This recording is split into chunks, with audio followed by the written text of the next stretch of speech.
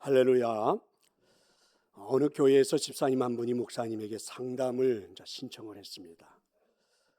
그분은 자신의 그 일상의 생활 때문에 주님께 헌신하는 것이 매우 어렵다라는 그런 이야기입니다. 피아노 연주자인데 하나님께 헌신하는 마음이 많이 있긴 하지만 그렇게 하다가 전공인 이 피아노 음악을 포기하게 되는 것은 아닐까. 가끔은 그런 두려운 마음이 앞선다는 거죠. 또 하나님께서 가끔은 선교사로 나를 보내시면 어떡하지? 그런 이런 생각에 자꾸 마음이 사로잡혀서 헌신하는 것이 두렵다라는 것입니다. 그래서 목사님은 사도행전 10장 14절의 말씀을 보여주었습니다. 베드로가 이르되 주여 그럴 수 없나이다. 속되고 깨끗하지 아니한 것을 내가 결코 먹지 아니하였나이다. 이런 말씀인데, 고넬료라고 하는 로마의 장교죠. 그 집에 가서 복음을 전하라. 하나님이 베드로에게 말씀하시는데 베드로가 주춤거리죠. 그가 본 환상입니다. 하늘에서부터 보자기 하나가 내려오는데 끈이 묶여 있습니다. 그 안에 네 발 달린 짐승, 기어다니는 짐승, 날아다니는 짐승, 네 발 달린 돼지겠지요. 우리는 그 음식을 먹지 않는데 하나님께서 먹으라 하십니다. 그 음식을 먹으면 부정하다고 생각하는데 먹으라고 하는 거예요. 그래서 베드로가 주여 그럴 수 없나이다. 고넬료의 집에 가서 이방인인데 복음을 그에게 전할 수 없나이다. 이런 말이죠. 특별히 주여 그럴 수 없나이다. 여러분, 이 베드로의 고백이 얼마나 모순되는 말인지 목사님은 설명을 해 주었습니다. 베드로가 평상시에는 주님을 자신의 주인이라 이렇게 고백을 했지만 결정적인 순간에는 그럴 수 없나이다 이렇게 말하는 것은 아직도 그가 예수님을 주인으로 영접한 것이 아니지 않을까? 이렇게 이제 그 집사님에게 물은 것입니다. 그러면서 목사님은 백지에다가 주여 그럴 수 없나이다 이렇게 글을 쓰게 한 다음에 그 집사님에게 선택을 하라고 했죠. 그럴 수 없나이다를 지우든지 아니면 주여를 지우라 이렇게 말을 했습니다. 시간을 줄 테니까 한번 진지하게 기도해보고 선택을 하라. 그래서 그분을 혼자 사무실에 남겨두고 그리고 나갔다가 얼마 후에 돌아왔습니다. 여러분, 이 집사님 뭘 선택했을까요? 주님이란 말씀을 제외하고 다른 것들을 지워버렸습니다. 그렇죠. 이분은 주님을 주인으로 선택했던 것이죠. 그렇습니다. 주님은 우리의 주인이신 줄로 믿습니다. 어쩌면 우리도 예수님을 보고 나의 주인이라 이렇게 고백하는 것을 멈추든지 아니면 헌신의 삶을 살든지 우리들도 선택을 해야 되지 않을까? 성도 여러분, 즐거운 헌신이 가능할까요? 헌신은 무거운 것일까? 헌신은 고민을 해야 하는 것일까? 헌신은 손해보는 것일까? 어떻게 생각하십니까? 아이들의 엄마 아빠로 살아온 삶이 행복했습니까? 아니면 불행했습니까? 아이들을 즐거운 마음으로 양육을 했습니까? 아니면 하기 싫은 것을 억지로 한 것입니까? 다시 아이들의 아빠 엄마로 살아보라면 여러분 거절하고 싶습니까? 아니면 기꺼이 다시 행복한 마음으로 시작하시겠습니까? 오늘 3절이죠. 주의 백성이 거룩한 옷을 입고 즐거이 헌신하니. 다윗은 즐겁게 헌신할 수 있었노라 이렇게 고백하죠. 그랬더니 많은 백성들이 함께 즐거움으로 헌신했다고 노래를 합니다. 시편 110편은 다윗이 예수 그리스도에 대하여 예언한 유명한 시편이죠. 그래서 신약 성경에 예수님으로부터 많은 사람들이 이 시편을 인용을 많이 했습니다. 자, 그런 이 유명한 시인데 그런 하나님의 말씀, 예언을 하라는 말씀을 받으면서 다윗은 자신에게 주시는 말씀으로 받아서 나는 이렇게 살았노라 노래하는 그런 말씀이죠. 한 나라를 세우는 것은 생명을 바쳐야 하는 일입니다. 그것도 저 시골뜨기 다윗, 누구도 인정하지 않는 목동, 그런데 한 나라의 왕이 됐죠. 왕이 되는 것, 이 다윗이 권력을 탐내서가 아니죠. 어느 누구도 그의 동조자, 그와 함께하는 사람이 없어도 하나님의 부르심을 따라 헌신의 자리에 설 수 있을까? 그 헌신을 즐거이 감당할 수 있을까? 다윗은 고백하지요. 즐거운 헌신이었다. 그랬더니 많은 백성들이 동참해서 우리는 기꺼이 즐거운 헌신의 노래를 부를 수 있었다. 이렇게 고백하는 게 오늘 시편 110편의 내용입니다. 오늘 본문은 다윗이 메시아를 예언하는 말씀을 받고 그것을 자신의 삶에 적용하여 부르는 노래인데 어떤 노래를 부르고 있습니까? 우리도 부르고 싶은 노래가 무엇입니까? 자, 1절의 말씀인데요. 우리 화면을 보면서 함께 읽어보겠습니다. 내가 너의 원수들로 내 발판이 되게 하기까지 너는 내 오른쪽에 앉아 있으라. 하나님께서는 다윗을 앞으로 어떤 왕으로 인도하실지를 말씀해 주신 거죠. 다윗의 주위에 모든 대적들을 무찌르고 제압을 해 주시겠다는 겁니다. 그래서 내가 너의 원수들로 내 발판이 되게 하기까지, 그런 말씀입니다. 내가 너의 원수들로 내 발판이 되게 하기까지, 이 표현은 그 당시 절대적인 통제권을 나타내는 그 당시 고대 근동의 비유적인 표현입니다. 전쟁에서 승리한 왕은 그죠?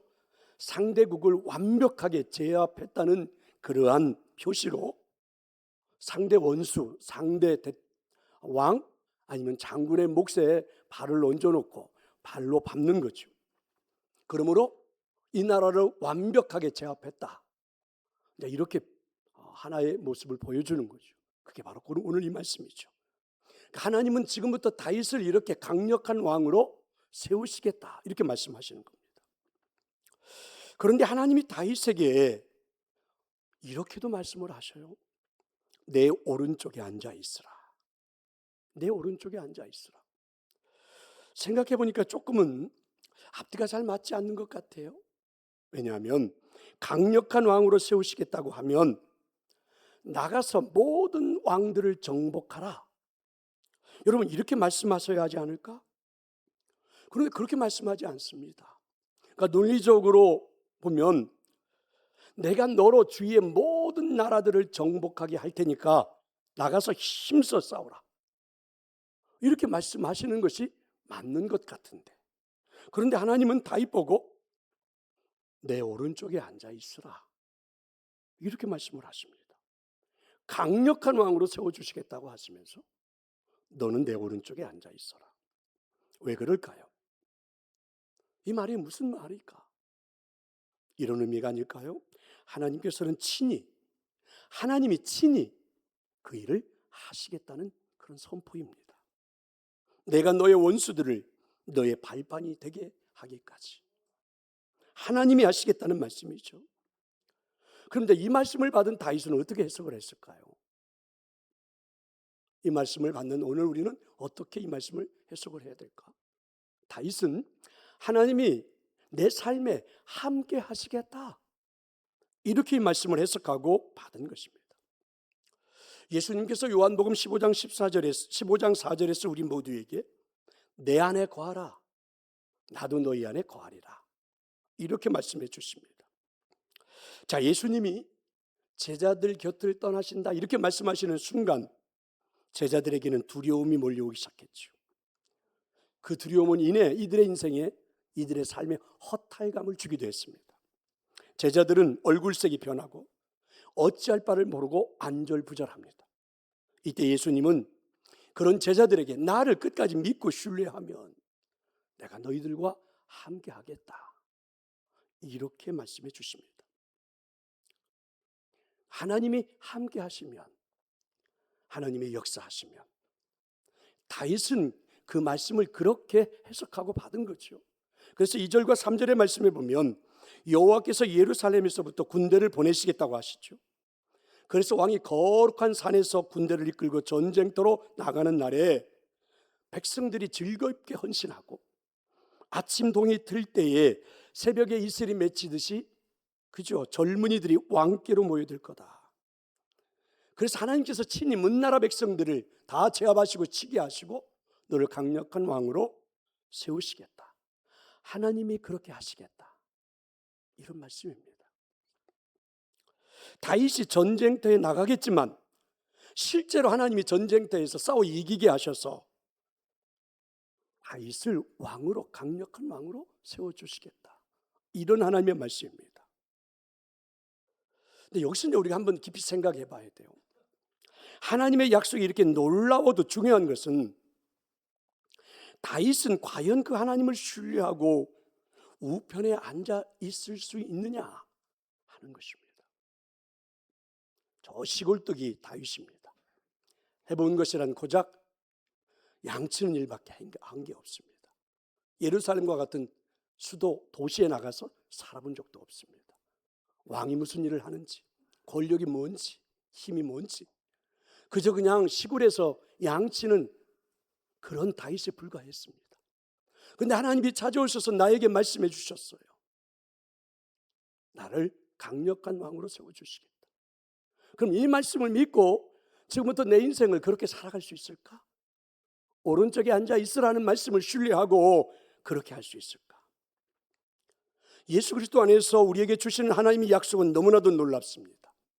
하나님은 여전히 오늘도 저와 여러분에게 이렇게 말씀하십니다. 염려하지 말라, 두려워하지 말라, 기뻐하라, 감사하라, 용서하고 사랑하라. 문제는 이렇게 우리에게 말씀해 주시는 그 주님을 정말 믿고 주님 안에 거할 수 있느냐 하는 것입니다. 저는 이 말씀을 묵상하면서 이런 생각이 듭니다.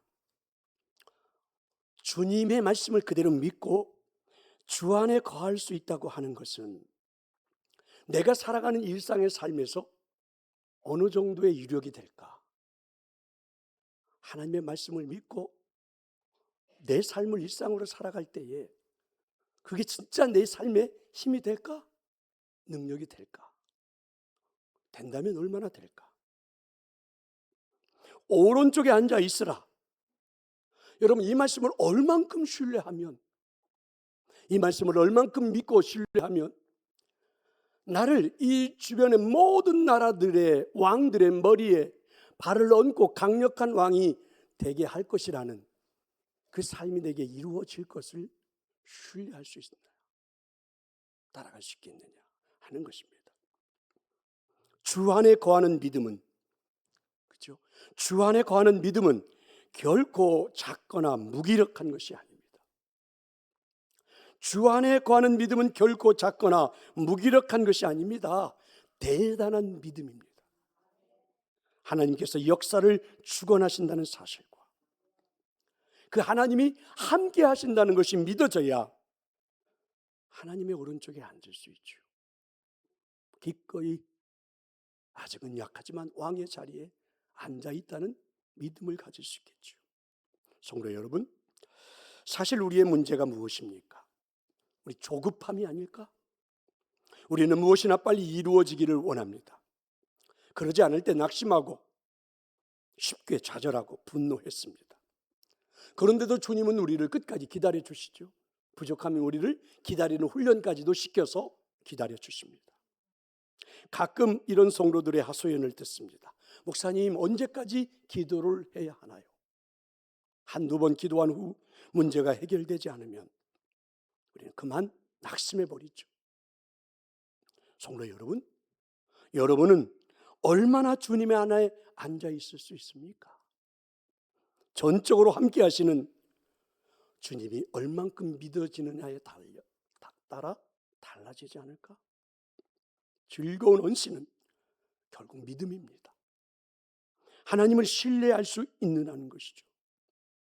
여러분, 주님을 믿을 수 없다면, 신뢰할 수 없다면 헌신은 우리에게 무거운 짐이 되겠죠. 1914년 어니스트 세글턴이 27명의 대원들과 함께 최초의 남극의 그 횡단에 도전을 했다가 그만 얼음에 갇혀가지고 1년 3개월 만에 구조가 됩니다. 남단 그 얼음 속에 갇혀 있는 그들이 살아날 것이라고 누구도 생각하지 않았죠. 꼼짝없이 죽게 된 거죠. 그때 이 세글턴은 대장이죠. 대원들 몇 명과 함께 이대로 있다가는 다 죽으니까 1000km가 넘는 바닷길을 작은 구명정을 타고 자신들이 생존해 있다는 소식을 알리고 구조대원들이 와서 이들을 살려주기를, 그래서 먼 길을 떠난 겁니다.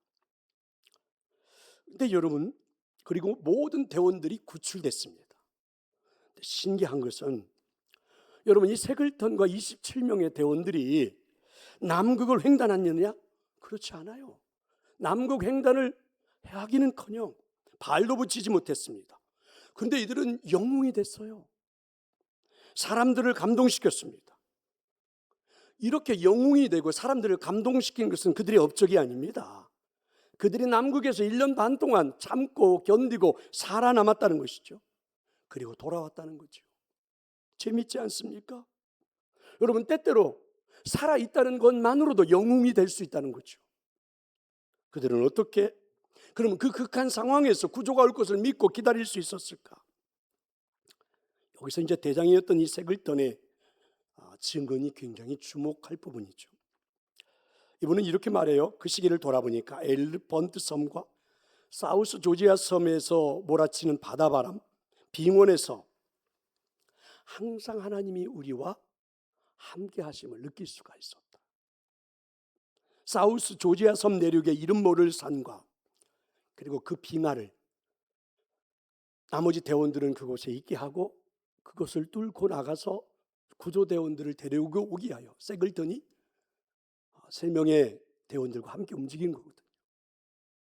36시간이나 그 빙하를 뚫고 행군하는 동안에도, 아니 우리는 셋이 아니잖아, 넷인 것처럼 함께 했던 그 대원 중에 한 사람이, 대장님, 우리가 산을 넘을 때 왠지 모르게 또 누군가 다른 사람이 옆에 있는 것 같은 그런 느낌을 받았습니다. 이상한 기분이 들었습니다. 성도 여러분, 세글턴이 구명정을 타고 대원들을 구하기 위하여 구조대를 끌고 올 수 있었을 때, 그렇게 움직일 때 그의 고백이죠. 내 옆에는 주님이 함께 걷고 계셨다. 그래서 그 믿음이, 함께 하고 있는 그 주님이 있으셔서 그 믿음이 끝까지 견딜 수 있었던 것입니다. 생명을 걸고 헌신의 길을 걸을 때, 그죠? 주님이 함께 할 수 있음을 믿어야 그 길이 기꺼이 즐거운 길이 되고 성공의 길이 되지 않을까. 우리가 예수님을 믿고 받은 은혜는 죄사함이나 하나님의 자녀된 권세만 받은 것이 아닙니다. 주님과 동행하며 항상 주님 안에 거하는 은혜도 받은 것입니다. 우리는 죽고 난 다음에 천국에 갈 은혜만 받은 것이 아닙니다. 지금부터 주님 안에서 사는 은혜도 받았음을 믿어야 합니다. 여러분, 정말 우리가 주님 안에 거하기만 하면 주님이 우리를 위하여 모든 것을 행하실까요? 정말 우리가 주님 안에 거하기만 하면 주님이 우리를 위하여 모든 것을 행하실까? 그게 믿어지십니까? 그걸 믿고 여러분 살아가십니까? 사실은 그 말씀을 듣고도 믿지 못하는 사람들, 그들이 훨씬 많지 않습니까? 여러분은 믿나요? 정형외과 전문의인 이창호 장로님이 쓰신 바디 바이블이라는 책이 있습니다. 이 책에는 이런 재미나는 이야기 하나가 나옵니다. 하나님께서 모든 피조물들을 만드셨는데 그 피조물들에게는 하루 일정한 시간, 정해진 시간, 아무 일, 아무 생각, 아무 의도된 행동을 하지 못하도록 잠을 자게 만드셨다는 거죠. 다 인정하잖아요. 그래서 우리들도 매일 6시간, 7시간, 8시간 그 시간 더 여러분 우리는 잠을 자죠. 우리의 모든 생명 활동이 거의 정지된 것 같은 무방비 상태에 놓이게 됐죠. 그게 잠이잖아요. 근데 생각해 보세요. 놀랍습니다. 놀라워요. 왜냐하면 우리가 잠을 자고 있는 그 시간에 우리의 몸은 하루의 피로가 회복이 되고 우리 장기가 자라나고 우리의 세포가 새로워져서 그 다음날 활동할 수 있는 준비가 되잖아요. 그래서 우리가 사람들이 뭐라고 그래요? 잠을 보약이라 이렇게 말하지 않습니까? 뿐만 아니라 우리는 잠을 자고 있는데 하늘에는 달이 뜨고 별이 떴다가 사라지고 태양이 다시 뜨기 시작하고 나는 인간은 한 것이 아무것도 없는데 하늘과 땅은 여전히 움직이고 계시죠. 역사가 돌아가죠. 하나님이 하시는 것입니다. 여러분, 우리가 주님 안에 거하기만 하면 주님이 정말 우리를 위하여 모든 것을 행하시지 않습니까? 매일매일 우리는 체험하지 않나요? 하룻밤 잠을 자고 일어나면. 그래서 주님 안에 거하는 믿음으로 하룻밤 잠을 자고 일어나기만 하면 세상에 달라져 있는 그 모든 것들을 체험하지 않습니까? 예수님께서 무엇을 먹을까 입을까 염려하지 말라고 말씀하시면서 공중의 새를 좀 보라, 들에 피어있는 꽃을 좀 보라. 우리가 아무것도 하지 않는데 하나님이 먹이고 입히시고 이끄시지 않던가. 그렇게 그래서 잠을 자는 동안, 쉬고 있는 동안 하늘의 역사가 이 땅에 이루어지는 것 날로 날로 매일매일 체험하지 않느냐, 이런 말씀입니다. 오늘날 현대인들은 뭘 먹을까 입을까 노심초사해가지고 밤에 잠도 안 잡니다. 밤에 막 열심히 일하죠. 우리 자녀들은 1등 하려고 잠도 안 자고 매일매일 공부하죠. 밤늦게. 가만히 생각해 보면 여러분, 밤에 잠을 자지 않고 뭔가를 만들어내는 그 문화가 세상을 얼마나 타락시켰습니까? 모든 타락된 일들은, 음행한 일들은 잠자지 않고 밤에 다 일어나지 않습니까? 그럼 그 시간에 잠을 자면 얼마나 좋습니까? 그 시간에 다 자면. 여러분, 동물들 중에서 물에 빠져 죽는 유일한 동물이 우리 인간이라고 그러죠. 어떤 동물이든 수영을 배우지 않았어도 다급한 순간이 되면 수영을 한대요. 근데 유독 인간만은 물에 빠지면 허우적거리다가 결국은 빠져 죽죠. 근데 더 재미나는 일은 희한하게 죽으면 물에 뜹니다. 이게 웬일입니까? 우리 폐에 주먹만한 공간이 있어서 떠오르게 되어 있어요. 그럼 왜 인간만 가라앉는 것일까? 물에다가 자신을 맡기지 못하기 때문이죠. 우리가 주님 안에서 거하지 못하는 것이 정확하게 이런 모습이 아닐까? 주님께 맡기고 주님 안에 거하면 얼마든지 이겨나갈 수 있다 했는데 우리는 믿지 못해서, 맡기지 못해서 온갖 걱정에, 스트레스에, 그래서 우리 몸이 굳어가고 혈관이 막히고 하루하루 시름시름 앓고 죽어가는 것 아닙니까? 성도 여러분, 다윗이 한 나라를 세우기 위해서 수없이 많은 전쟁터를 누비고 다녔습니다. 이스라엘은 이런 다윗에 의해 나라의 기틀을 잡고 백성들이 행복하게 살아갈 수 있었습니다. 다윗의 헌신이죠. 평생의 헌신입니다. 다윗은 편안하게 왕궁에 거하기보다는 백성들이 걱정 없이 살아가는 나라를 세우기에 끊임없이 자신을 들였던 사람. 역사 이래 이스라엘 나라의 다윗 왕 시대처럼 그런 나라를 만들어 본 적이 없습니다. 다윗은 언제나 그런 헌신의 자리에 즐거운 마음으로 섰다고 그랬지요. 그게 뭐라고? 믿음의 고백입니다. 너는 내 오른쪽에 앉아 있으라. 해석이죠. 하나님의 말씀을 믿고 신뢰하고 언제나 그 기꺼이 그 자리에 앉아 있었다. 하나님이 함께 하신다는 사실을 믿기에, 이 말씀을 신뢰했기에, 이 말씀을 믿고 따라했기에 전쟁터에서도 두려움 없이 즐거이 헌신할 수 있었다. 더 중요한 것은 이런 다윗의 믿음을 보고 백성들이 함께 했다는 거죠. 3절입니다.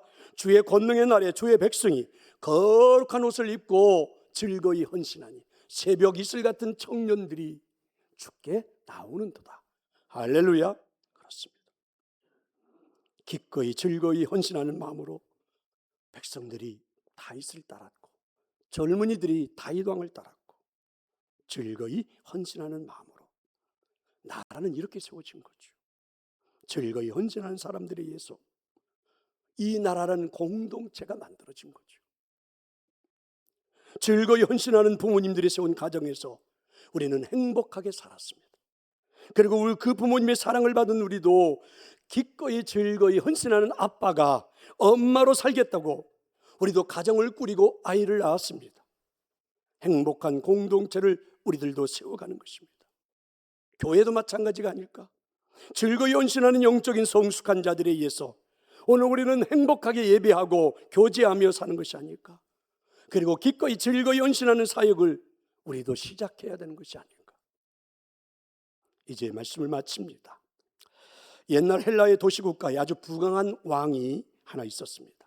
많은 처첩을 거느리고 있었고 그 처첩들은 모두가 자기가 왕을 가장 사랑한다고 했죠. 하루는 왕이 이 여인들의 마음을 시험해 보기로 했죠. 그래서 그들을 모아놓고 나라와 왕권만 빼놓고 내게 있는 아름답고 진귀한 보물들을 다 당신들에게 나누어 주겠소. 선물로 주겠소. 그랬더니 여인들이 눈이 뒤집혔습니다. 왕에게 모든 좋은 것들을 서로 갖기 위해서 싸우고 야단이 났죠. 왕은 그들이 원하는 것을, 갖고 싶은 것을 모두 다 종이에 적어보라고 했습니다. 그랬더니 한 여인은 글쎄 아무것도 쓰지 않습니다. 왕이 그 여인에게 물었죠. 왜 너는 원하는 것이 없느냐? 욕심도 없니? 하고 물었습니다. 그랬더니 이 여인은요, 아니 저도 있습니다. 하지만 저는 이 나라의 금은 보석이 귀하고 값지다 할지라도 그것보다 더 값지고 아름다운 것을 갖고 싶습니다. 왕이 궁금해서 물었죠. 그게 뭐니? 하고 말입니다. 그때 이 여인의 대답입니다. 바로 당신입니다. 나는 왕을 갖고 싶습니다. 우리에게 예수님이 주인이시면 됩니다. 아멘.